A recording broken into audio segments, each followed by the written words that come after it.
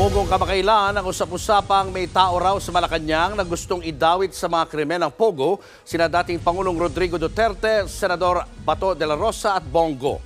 Narito naman ang sagot dyan ni Pangulong Bongbong Marcos.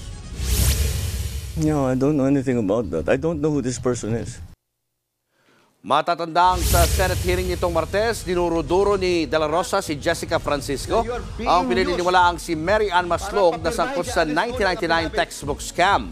Ayon sa senador, nakatanggap siya ng impormasyong may nag-uutos kay Francisco mula sa Malacanang na idawit siya at sina Duterte, Bongo at dating CIDG Chief Romeo Caramat sa Pogo operation sa bansa. Nanindigan naman si Pangulong Marcos na hindi niya kilala ang taga-Malacanang na tinutukoy ni De La Rosa. Mga kapatid, Julius Babaw po. Iba na ang may alam at may pakialam sa panahon ngayon. Para sa frontline ng mga balita, mag-follow at mag-subscribe sa social media pages ng News 5.